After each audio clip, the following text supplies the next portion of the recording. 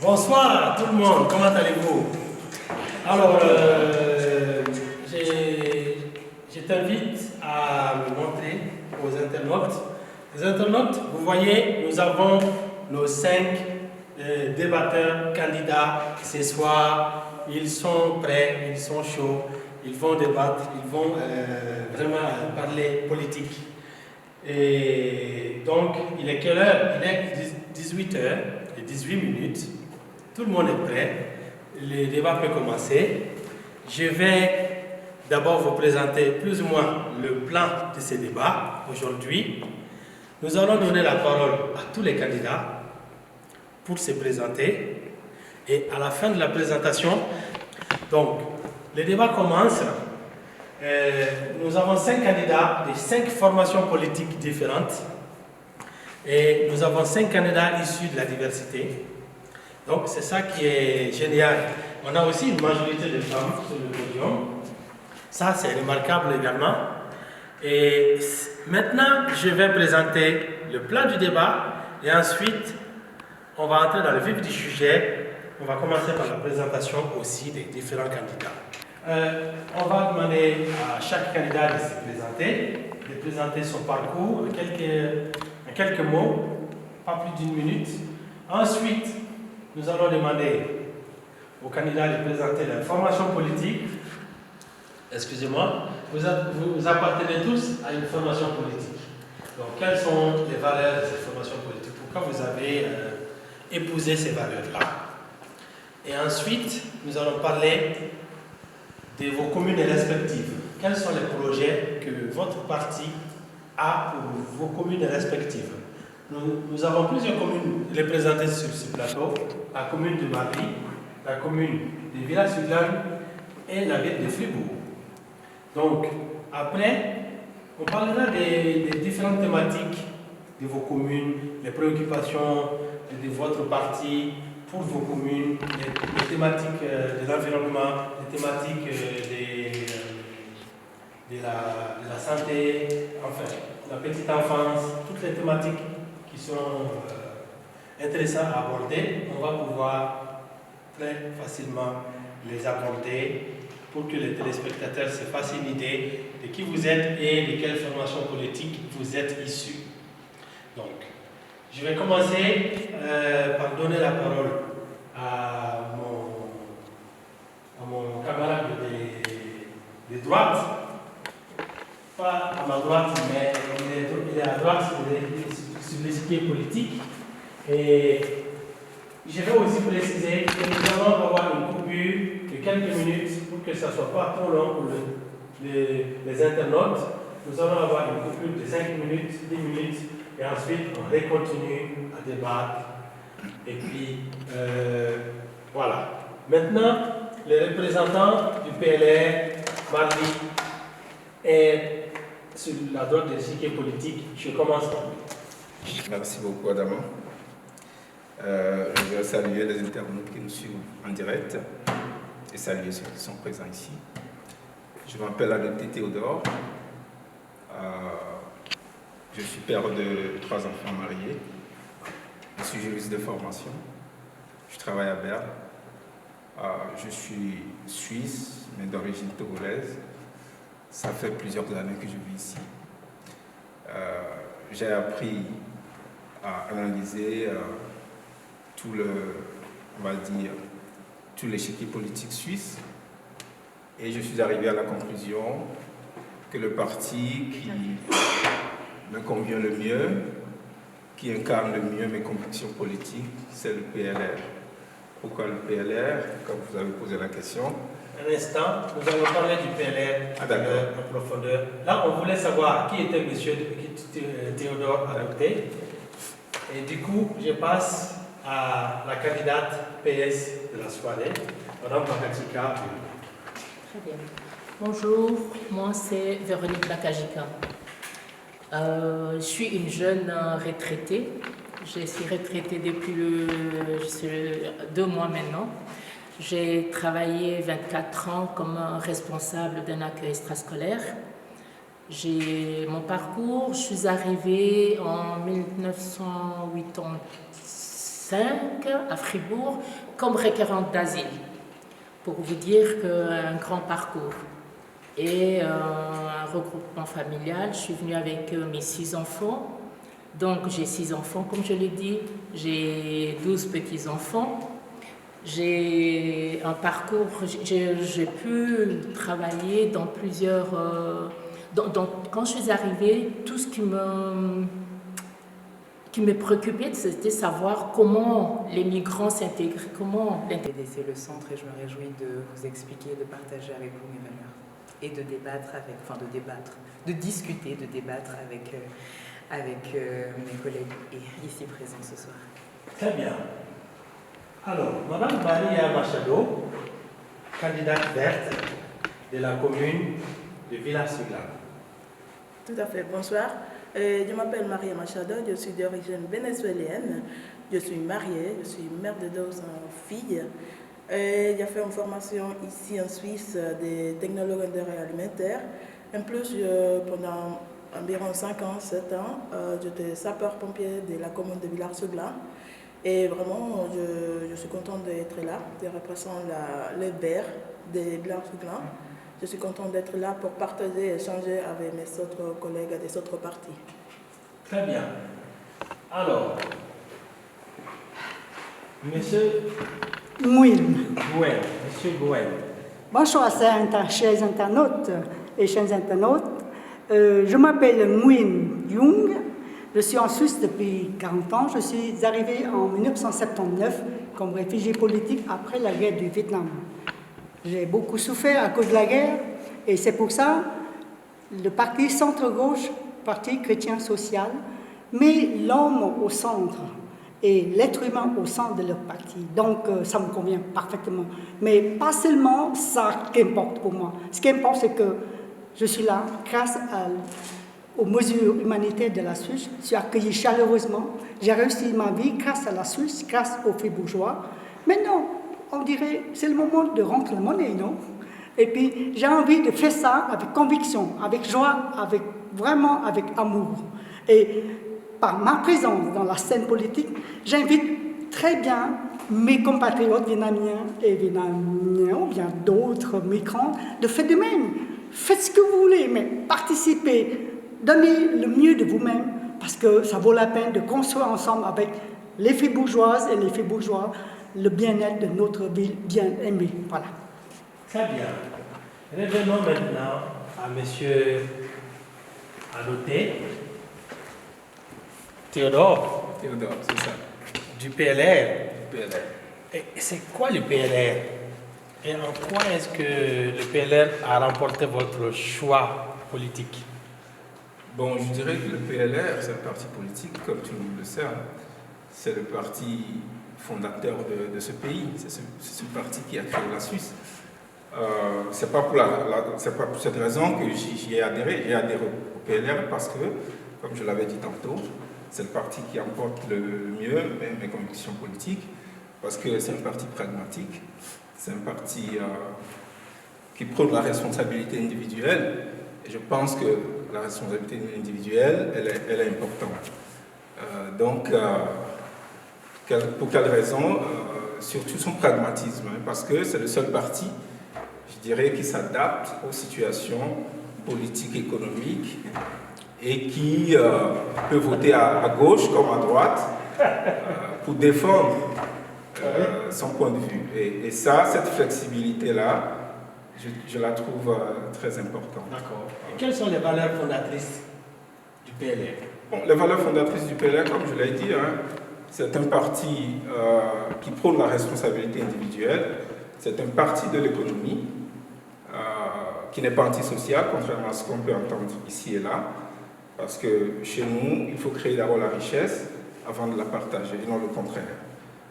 Voilà un peu, je dirais, l'ossature ou l'ADN de ce parti. Disons honnêtement, vous êtes un parti libéral. Oui, bien sûr. En quoi est-ce que vous êtes différent de l'UDC? Oh, l'UDC, c'est l'autre extrême de la droite. Hein.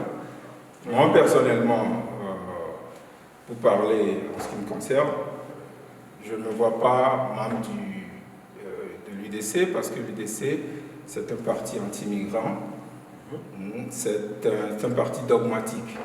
Et moi, je fuis tout ce qui est dogme, que ce soit au niveau de la gauche de l'échiquier politique ou au niveau de la droite. Et les migrants en soi ne sont pas des déchets ou je ne sais pas, quelque chose à jeter. Il faut savoir que les bons, les mauvais sont partout. Donc, voilà un peu ce qui différencie l'UDC du PLR. Voilà. Ça, c'est une opinion qui vous engage, puisque l'UDC n'est pas sur ce plateau pour se défendre. Oui, oui. Donc, c'est important de préciser et de mettre les choses dans leur contexte. Tout à fait. Et nous sommes avec Mme Bagadika Véronique, candidate PS au Conseil général de la ville de Fribourg. Tout à fait. C'est quoi le PS, Mme Bagadika? PS, c'est un parti qui prône la solidarité et le social. Ça s'appelle déjà Parti socialiste. Exactement. D'accord. Et quelles sont les valeurs du PS? Les valeurs, c'est l'être humain au centre, sans préjugés, sans différencier les gens ou leur classe ou des catégories. D'accord. C'est l'être humain au centre. Le social, on va dire. C'est vraiment aider l'être humain de la petite enfance jusqu'à... Exactement. Exactement. Jusqu'à l'âge avancé. Oui. Prendre en compte toutes les couches de la société. Toutes les couches de la société et de parler aussi, de donner la voix aux sans-voix. D'accord. Ça, je trouvais bien. Pourquoi avez-vous choisi le Parti socialiste sur un échiquier politique assez large quand même? Comme je me suis présentée tout à l'heure, je suis arrivée comme requérante d'asile et en ce moment-là, j'étais une personne sans voix. Et c'est les socialistes, j'ai trouvé en ce moment-là, c'était eux qui venaient pour parler pour nous, pour prôner pour nous, qui étaient là, qui nous prenaient par la main, nous dire, qui nous ont accueillis. Et j'ai trouvé qu'en ce moment-là, c'était très important pour nous. Et aujourd'hui, après avoir fait ce parcours avec eux, et je pense que j'ai eu de mon mentor socialiste, j'ai eu leurs valeurs que j'aimerais aussi aujourd'hui, ou que je transmets et que j'aimerais continuer à transmettre. D'accord, c'est génial. Alors, Madame Isabelle Sob, c'est quoi le PDC Le Centre? Le PDC Le Centre, je pense que son nom décrit assez bien l'ADN du parti. La devise d'ailleurs du parti, c'est liberté, solidarité, nous sommes le trait d'union. Donc je pense que ça symbolise bien l'ADN du parti. En écoutant mon collègue PLR s'exprimer tout à l'heure, à certains moments, j'ai presque pu croire qu'elle avait des valeurs du centre. Mais trêve de plaisanterie.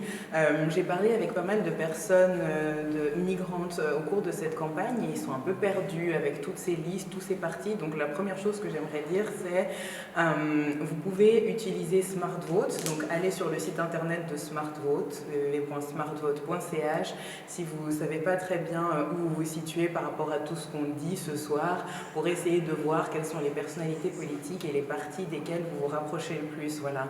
Pour répondre à votre question par anticipation, moi c'est comme ça que je suis rentrée très concrètement dans la vie politique et au PDC Le Centre. J'ai toujours été très active s'agissant des débats et des discussions politiques, mais je ne savais pas exactement où me situer. Et puis il y a quelques années, j'ai utilisé SmartVote et puis ma voix c'est Le Centre.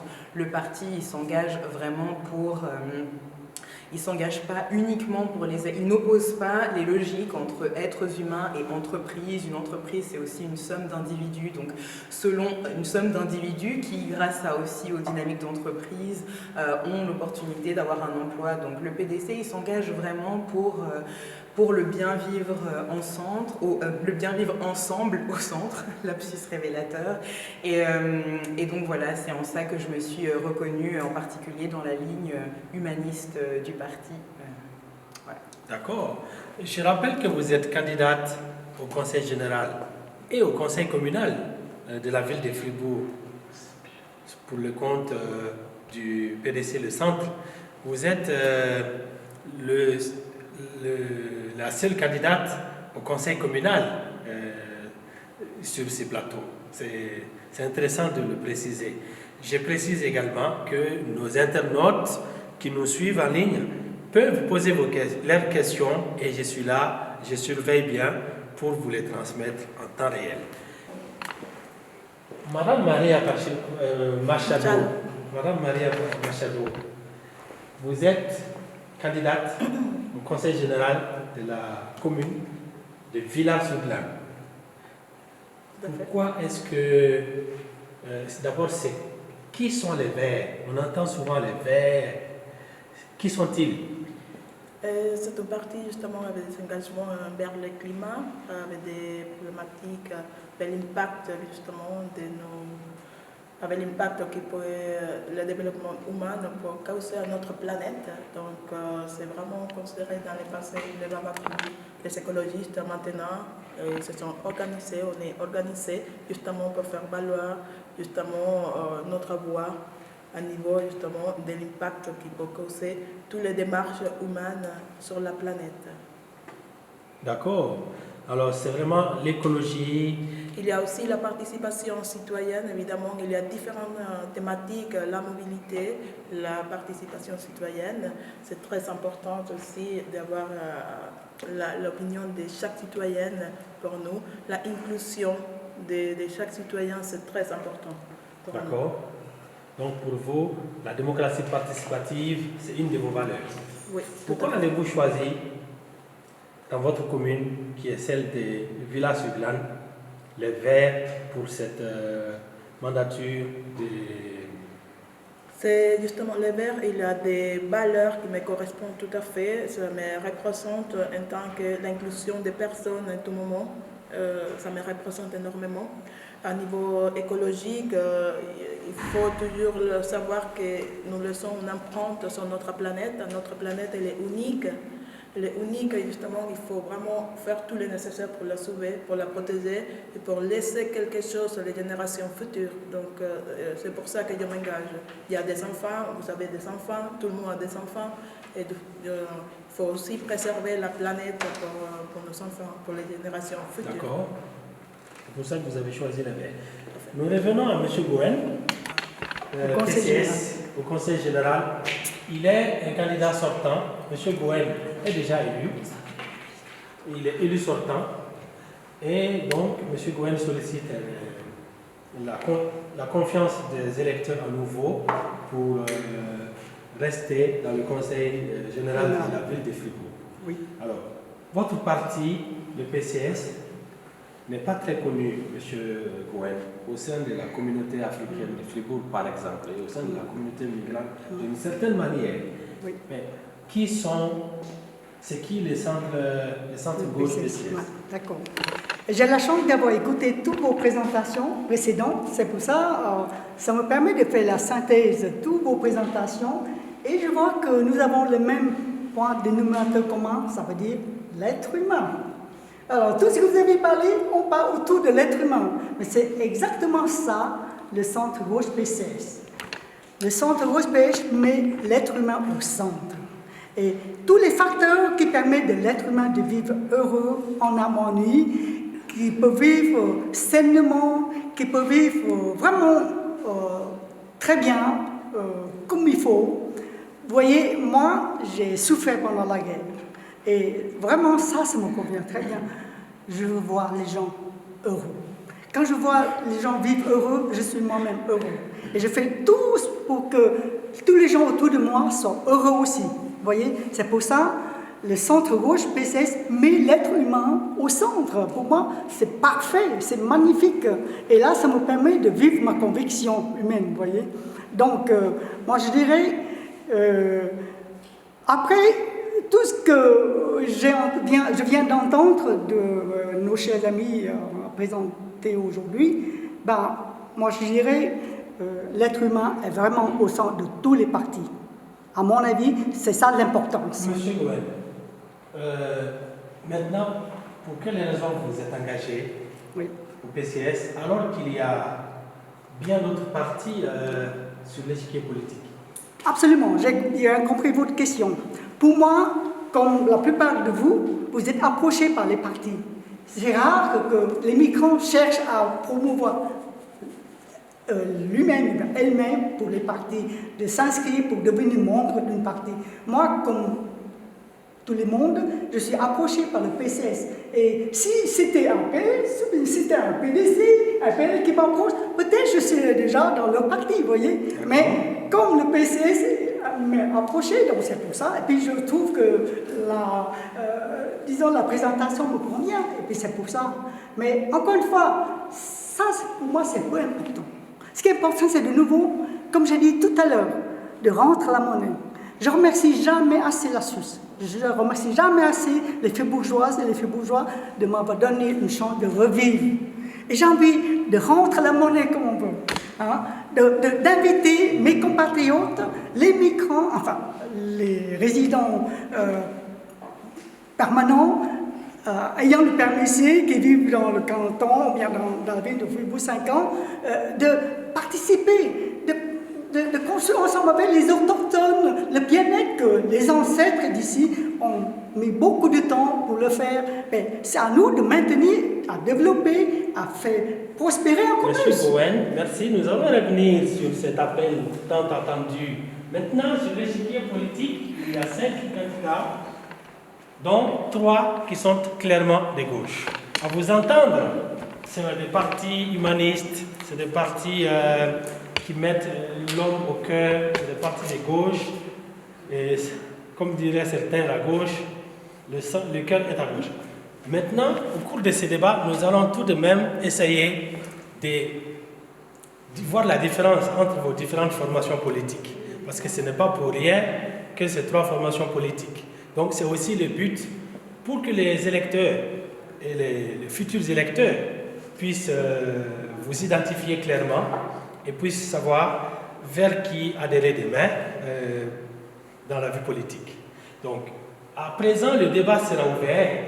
Vous pouvez interrompre, vous pouvez vraiment prendre la parole, lever la main, prendre la parole, interrompre celui qui parle pour qu'il y ait un peu de débat. Mais maintenant, on va entrer dans le vif du sujet. Essayons de voir, par exemple, une thématique toute simple. La mobilité, les transports publics, l'aménagement de la ville pour les handicapés, pour les enfants, pour que tout le monde puisse circuler sur le trottoir. Il y a plusieurs conceptions différentes de la mobilité, y compris à gauche.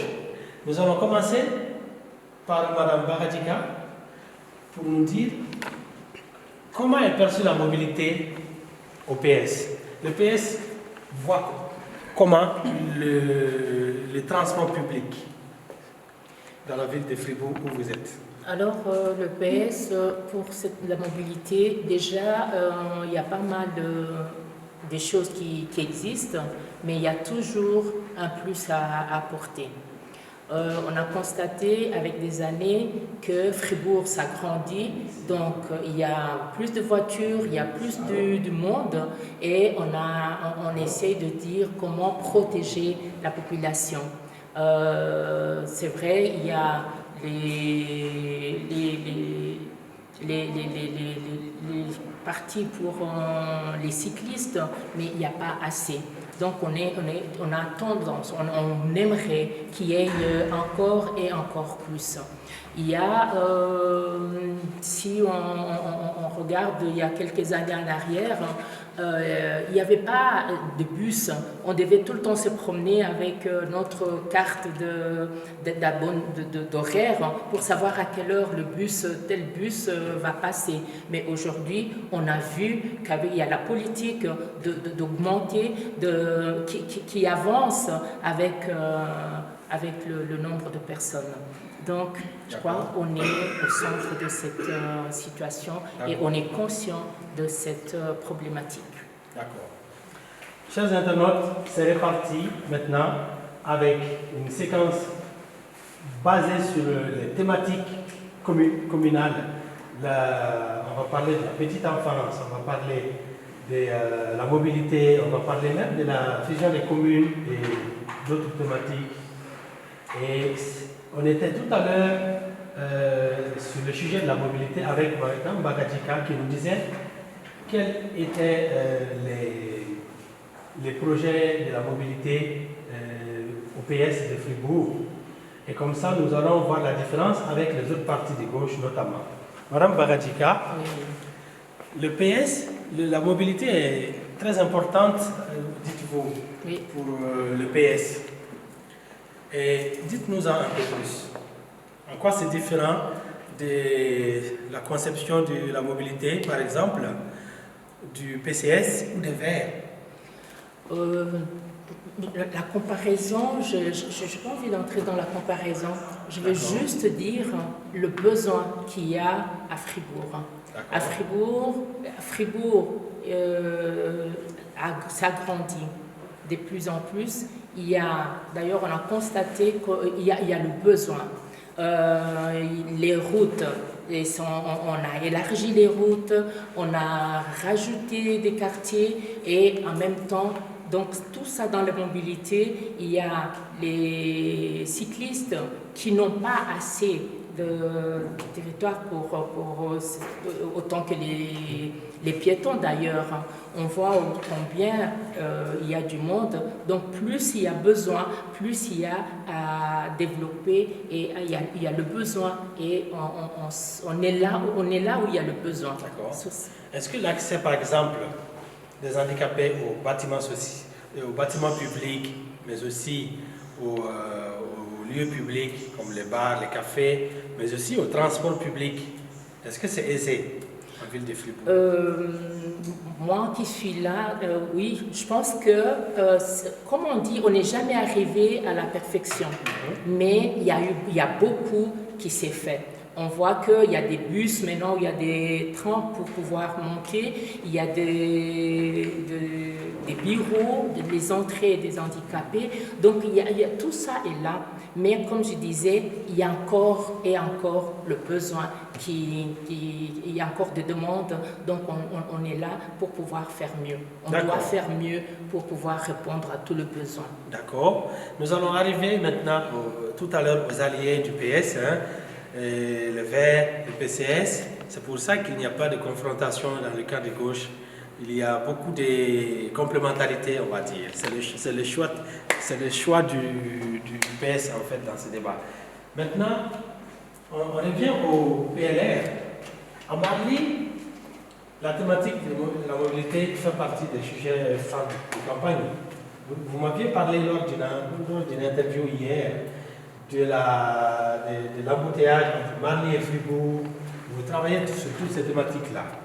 Maintenant, au PLR, la mobilité rime avec quoi? Vous l'avez soulevé, il y a pas mal de problèmes que nous remarquons sur le territoire communal marlinois.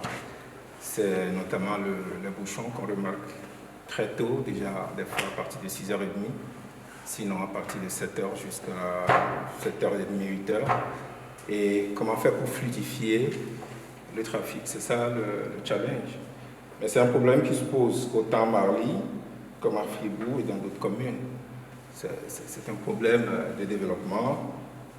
Nous sommes en train de trouver des solutions et nous préconisons une politique de transport multimodal, c'est-à-dire que contrairement à certains de mes collègues d'autres partis, nous n'excluons pas ceux qui ont des voitures de la circulation. Parce que faisons attention de ne pas commettre l'erreur que nous reprochons à certains partis qui n'ont pas tenu suffisamment compte de l'écologie hier. Si nous excluons de nos villes les véhicules privés, je ne pense pas que ce soit la solution. Mais ce qu'il faut, c'est de concilier à la fois le besoin écologique, les pistes cyclables, comme l'a dit Mme Bakashika, avec d'autres moyens de mobilité. Au niveau de Marly, plus particulièrement, nous avons si c'est une commune qui est assez jeune, nous avons des problèmes de mobilité à la périphérie de la commune. Donc le parti PLR se bat actuellement pour que le transport public puisse aller jusqu'à cette périphérie-là et desservir les coins qui ne sont pas suffisamment desservis, selon nous, actuellement. Voilà en résumé ce que nous faisons. Nous avons plusieurs projets dans le cadre de la mobilité. Il y a un projet phare qui est l'autoroute Marly-Matran. Oui, qui est un projet qui va, selon nous, redynamiser le secteur économique de la commune. C'est un projet très important, mais il faut se battre. Parce que, voilà, c'est pas toujours évident de vendre actuellement des tracés d'autoroute. Ça va davantage désenclaver Marly. Bien sûr, bien sûr. Il y a déjà des oppositions que l'on a relevées à ces projets, notamment sur Internet, des riverains qui... Oui, exactement. Et il y a des oppositions parce que ça fait partie de la politique de l'aménagement du territoire. Et quand il s'agit de tracer une route ou une autoroute, il y a toujours des oppositions, des riverains qui, pour certains, craignent les bruits, pour d'autres, l'engorgement, etc., etc. Donc il faut pouvoir évacuer tous ces problèmes, expliquer ce qu'on peut gagner et ce qu'on peut perdre, et balancer les deux pour pouvoir aller à l'essentiel. Si ce n'est pas trop technique, est-ce que l'autoroute s'arrêterait à Marly ou ça continuerait sur d'autres... Non, pour le moment... Ça serait juste... Non, bien sûr, ça sera raccordé à d'autres voies. D'accord. Parce qu'une autoroute qui est faite et qui s'arrête au milieu, ça n'a aucun sens. Donc, il y a des opportunités techniques de la raccorder à d'autres voies, etc. C'est vrai qu'il y a à faire s'il y a beaucoup de régions alémaniques derrière. Bien sûr, tout à fait. Qui peuvent être intéressés. Revenons maintenant, je dirais quasiment des gauches en fait. Vous êtes très à cheval sur la mobilité, mais le centre n'est pas à l'est. Isabelle Song, qu'en est-il de la mobilité au centre? Alors je tiens à dire que la mobilité, ce n'est pas une thématique de gauche. La mobilité, c'est une thématique qui occupe tous les citoyens qui doivent sortir de chez eux pour se rendre à un point A ou à un point B. Et donc, en cela, ça fait, étant donné que c'est une thématique qui occupe tout le monde, c'est aussi une thématique qui occupe le centre, le PDC, le centre. Notre positionnement, bon, j'aurais trouvé intéressant de m'exprimer après mes collègues, de gauche. Non, si jamais je veux vraiment, je me permettrai de solliciter la parole. Mais par anticipation, parmi les thématiques, les différentes thématiques qui vont être abordées, je pense que c'est important de remettre Fribourg dans son contexte avant de parler des détails et des différences. Fribourg, c'est pas du tout un canton qui a la même morphologie qu'un canton comme Genève, qui est un canton urbain. Donc il y a des besoins de mobilité avec des zones rurales notamment qui sont très importants et notamment par rapport à la nécessité de la voiture pour certaines personnes. Donc voilà, ceci dit, si on arrive en ville de Fribourg, ou si on prend plutôt l'agglomération fribourgeoise, il y a un besoin qui se fait ressentir d'aller vers une mobilité douce. Moi-même, à titre personnel, j'ai jamais eu de véhicule personnel, je me déplace exclusivement en transport en commun, mais je sais que le transport motorisé et le fait d'avoir un véhicule personnel, pour certaines personnes, est une nécessité, notamment pour les personnes à mobilité réduite dont on a parlé tout à l'heure. En faisant du porte-à-porte pendant la campagne, il y a beaucoup de personnes qui nous ont dit oui, ça nous fait peur d'avoir un centre-ville qui serait exclusivement piéton, voilà, pour eux c'est difficile, il n'y a pas beaucoup de bancs en ville, donc voilà, c'est bien de vouloir tout d'un coup faire des bouleversements, et j'ai rien contre le fait de ralentir la vitesse, mais il y a beaucoup de personnes qui seront un peu laissées pour compte si les choses se font trop rapidement et s'il n'y a pas de véritable changement d'habitude qui se font. Donc les transports en commun et les véhicules privés, c'est encore pour beaucoup de personnes qui ont à mobilité réduite notamment une des seules manières de pouvoir se mouvoir correctement et avoir un accès facile à leur logement, et sans parler encore de tous les restaurateurs ou de tous les commerçants qui ont également ce type de besoins. Mais c'est sûr que la voiture s'associe à certaines nuisances, aussi par anticipation de ce que pourraient dire mes collègues, j'en profite pour vite caser tous mes arguments. C'est source de, ça fait du bruit, hein, des arguments notamment pour ralentir la vitesse en centre-ville, ce serait pour diminuer les nuisances. Je pense qu'il y a d'autres possibilités de réduire les nuisances, il y a des possibilités de dévier le trafic, de créer peut-être un parcours de route à sens unique. Supprimer complètement la voiture, pour moi c'est pas du centre-ville, c'est pas une bonne option pour toutes et tous, parce qu'il y en a qui ont vraiment qui en ont besoin à titre personnel ou à titre privé. Donc ça, c'est aussi la position centriste. Et là, je rejoins aussi mon collègue PLR, un peu centriste, sur le côté multimodal.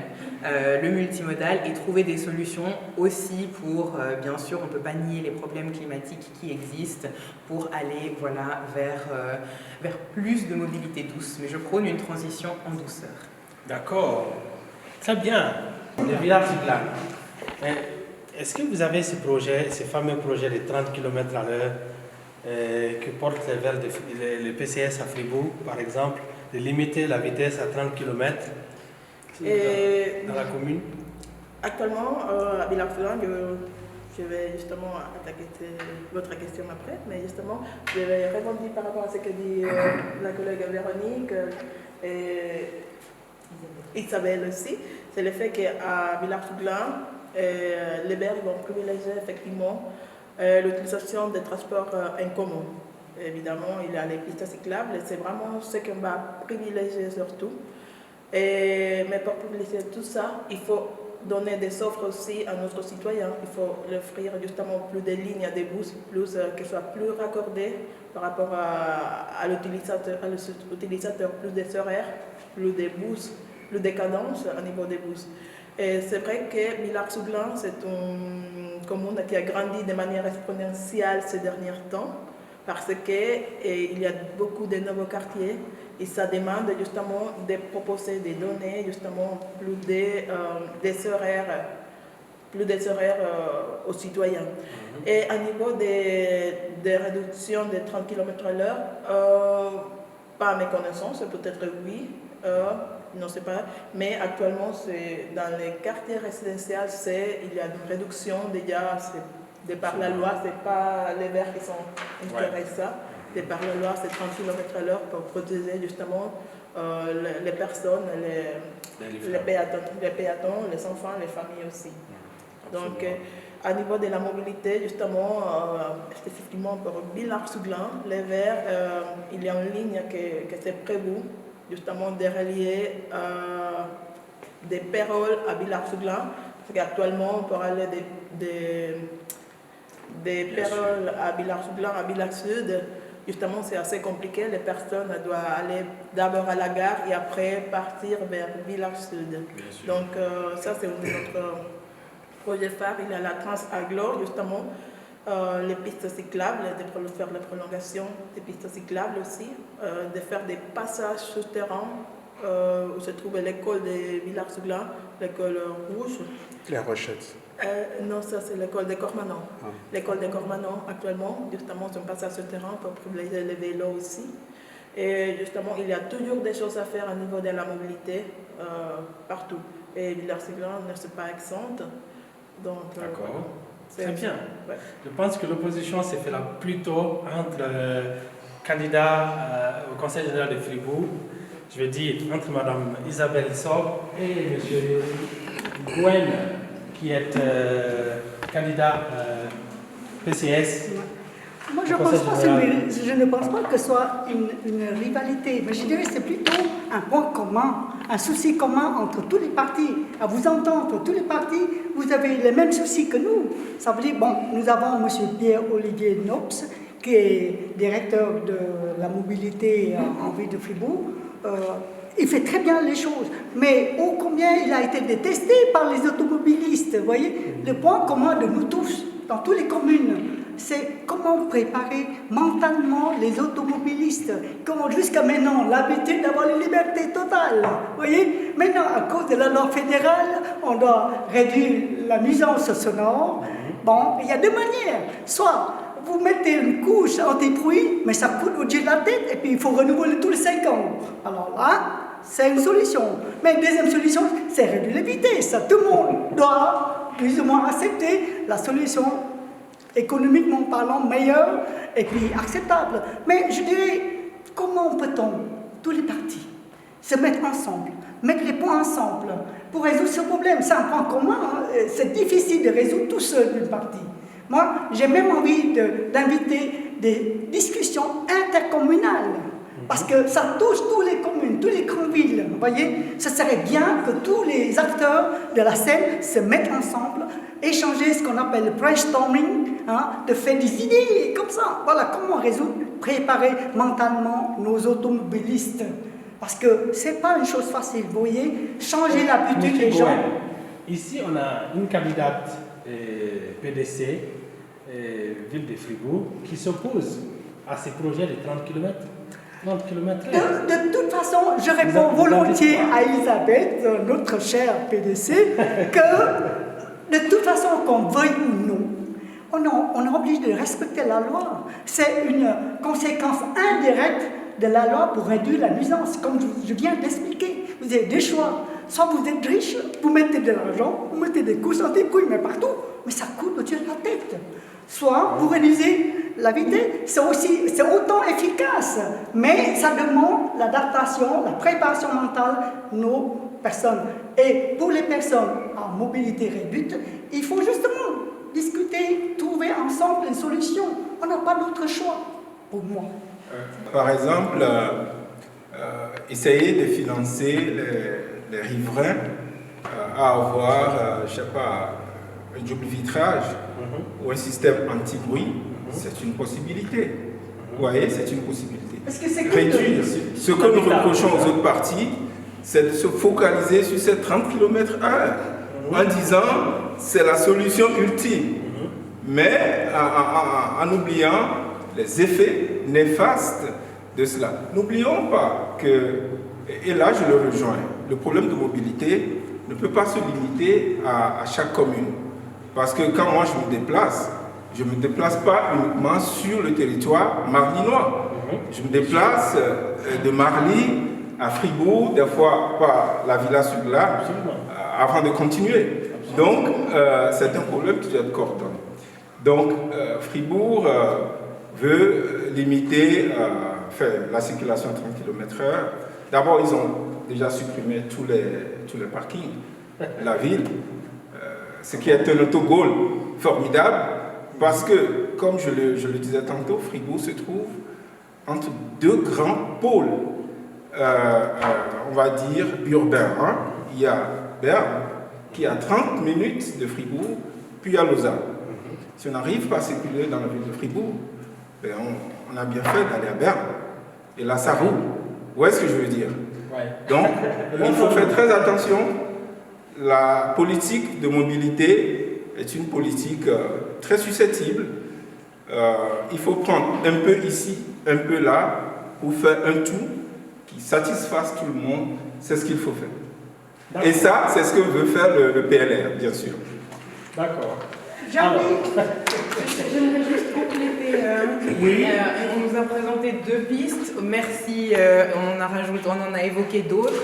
Je me joins à lui. Il existe beaucoup d'autres solutions pour lutter contre les nuisances. Il n'en existe pas que 2. Notamment, s'il y a plus d'arbres, c'est aussi des mesures qui sont favorables. D'une part, exactement, ça absorbe le bruit, c'est favorable à l'environnement. On peut rajouter un petit banc à côté, comme ça favorise, ça encourage les personnes âgées à emprunter les transports en commun, parce qu'une fois qu'elles sortent du bus, souvent elles disent qu'elles sont fatiguées, elles ont besoin d'endroits où s'asseoir pour faire des pauses. Donc on peut faire un combo de beaucoup de mesures, des mesures incitatives aussi pour encourager les privés à mieux insonoriser les logements et adapter ce genre de mesures. Peut-être un petit pont avec ensuite un sujet, je ne sais pas si on va l'aborder, c'est pas vraiment un sujet en soi, la fusion. On n'arrête pas de parler de mobilité, c'est pas un sujet, les communes n'ont pas de compétences, à Fribourg c'est l'agglomération qui a ses compétences. Et je profite que la caméra soit sur moi pour déjà préparer les habitants qui devront voter sur la fusion et les encourager à voter sur cette fusion qui pourra aussi, comme ça, chacun pourra s'exprimer sur les enjeux de mobilité qui concernent le Grand Fribourg. Ouais, nous y reviendrons sur la thématique de la fusion.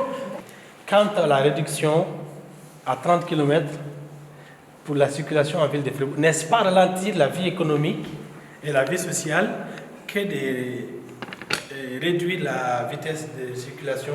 Je pense que moi, avec ma casquette de maire, quand on voit combien d'accidents il y a eu sur Pérols entre les étudiants il y a des accidents, des jeunes qui ont été écrasés, tout ce qu'il y a eu comme densité de bouchons, pas de voitures, mais de personnes qui bougent, où les chauffeurs ne prennent pas égard aux piétons, je pense que réduire la vitesse, ça serait une bonne chose. D'accord. En soi, c'est pas une seule solution, comme l'ont dit mes collègues, mais je pense qu'on déjà trouver, aller vers une solution, une autre qui viendra par après. Donc voilà. J'ai envie de dire à nos amis PLR et puis d'essayer que c'est clair, techniquement, on est capable de faire tout. Ça, je suis convaincue parce que moi-même ingénieur, avec les études, on arrive. Mais c'est une question de coût.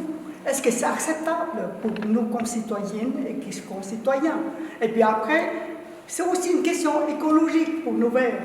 L'image, le paysage. On n'arrive jamais à satisfaire tout le monde. Et c'est pour ça que je dis que c'est un problème commun de tous les partis. C'est mieux d'essayer de résoudre soi-même, chaque parti, sa solution, ses solutions, qu'on se met ensemble, qu'on fait un brainstorming, et puis on fait ensemble. Parce que tout seul, je ne suis pas convaincu qu'on arrive à résoudre pour satisfaire tout le monde. Ça, c'est pas possible. Une dernière question pour quitter cette thématique de la mobilité.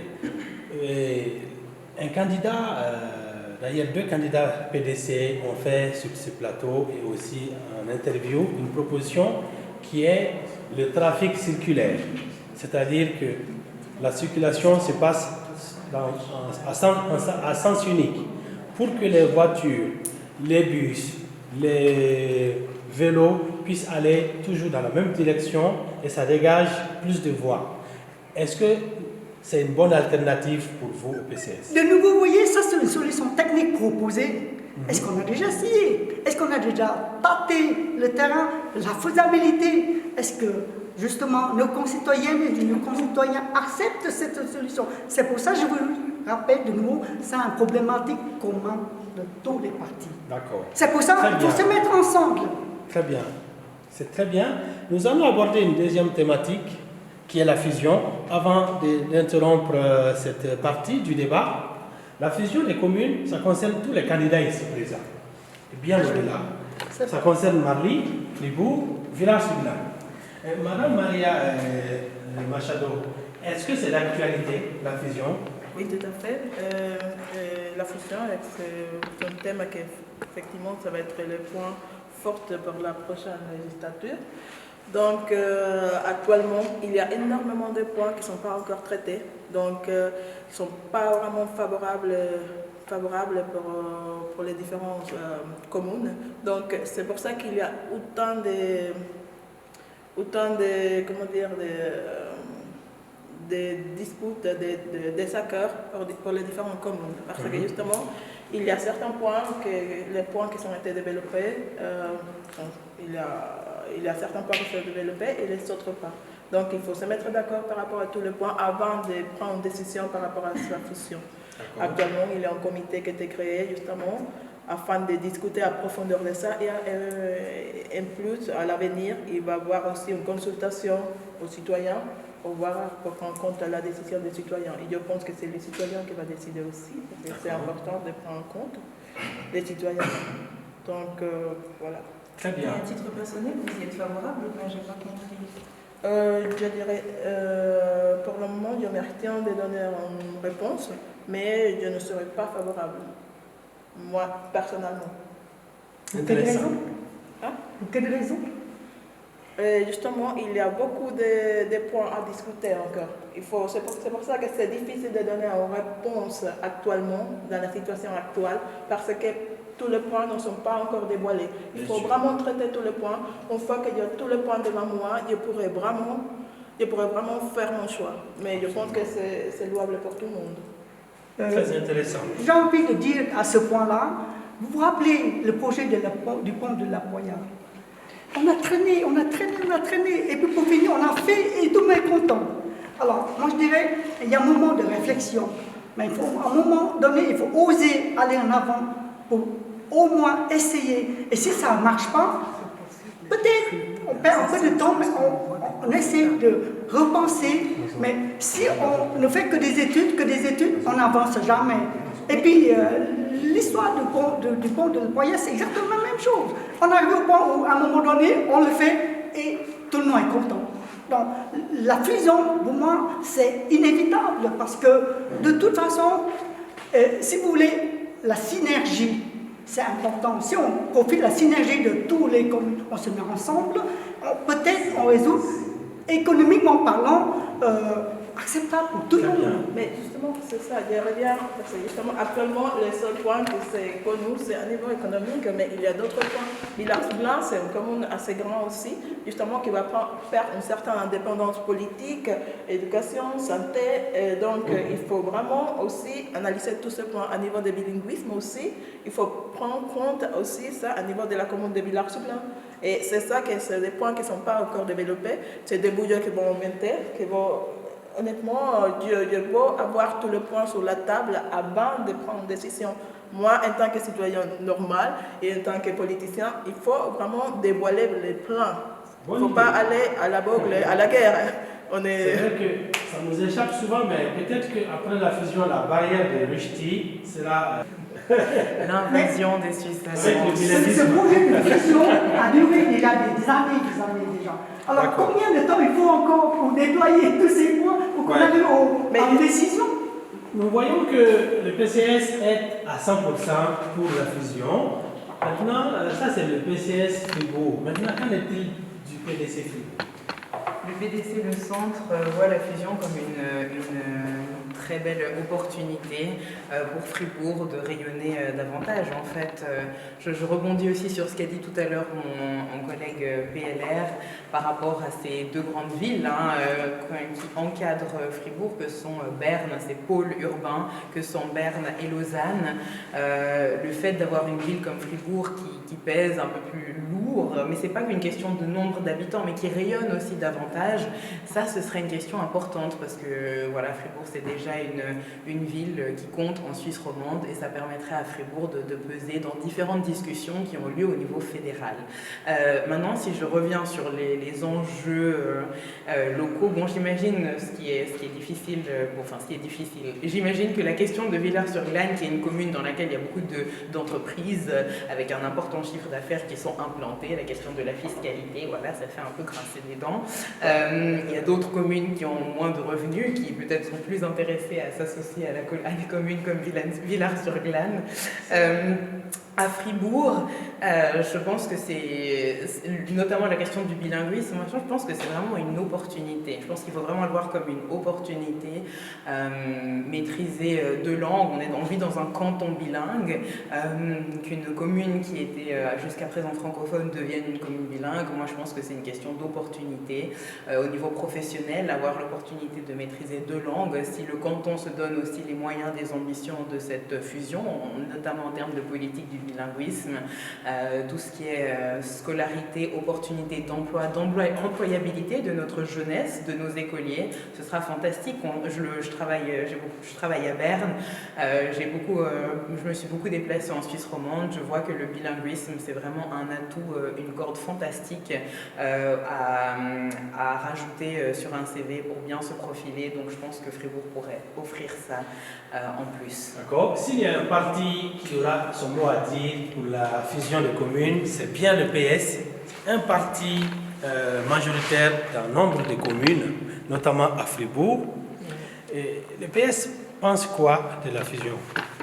La fusion est la bienvenue. Je donne raison à mes collègues ou mes amis qui sont autour de la table pour dire, c'est vrai, on est d'accord, c'est une opportunité, mais comme tout mariage, se mettre ensemble, il faut beaucoup d'études. Il y a des zones d'ombre qu'il faut éclaircir, qu'il faut être ensemble, d'accord ensemble pour pouvoir avancer. Donc je pense qu'il faudrait qu'on soutienne ceux qui sont encore avec un peu d'hésitation, parce qu'il y a un peu d'hésitation, de pouvoir s'accorder ou venir vers les autres. On a vu par exemple Tour des Trênes et Bulle qui se sont fusionnés il y a quelques années et aujourd'hui ils n'ont pas perdu leur propre identité, mais ils sont ensemble et ils avancent ensemble. Donc je pense que... Est-ce que cette fusion ne mettrait pas en danger la prépondérance de la gauche qui a une majorité solide dans les grandes villes comme Fribourg?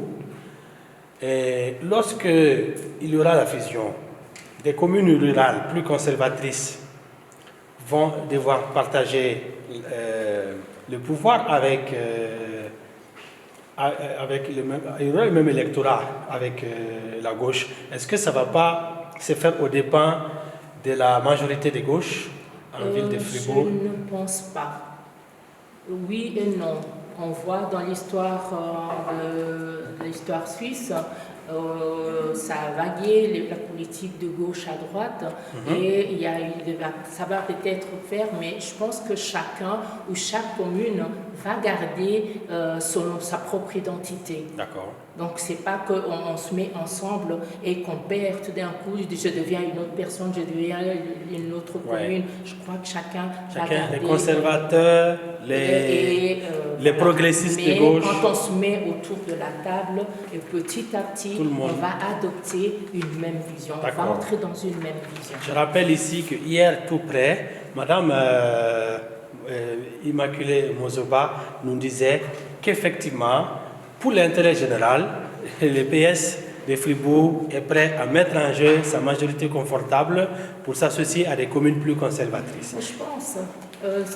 Les socialistes, il y a eu des moments où il y a eu de pertes, la politique a été à gauche, à droite, et c'est le jeu politique. Donc on va aller avec. Très bien. Nous avons entendu tout à l'heure l'amante fribourgeoise dire de la fiancée Villars-sur-Glane qu'elle était fortunée. Nous pensons que Marly n'est pas non plus un reste.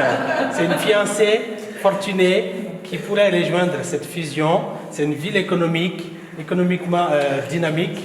Et est-ce que Marly trouve son compte dans le projet de fusion, selon votre point de vue au PLR? Oui, comme l'a dit la collègue des Verts, c'est vrai que la fusion pose énormément de problèmes qui n'ont pas encore trouvé de solution.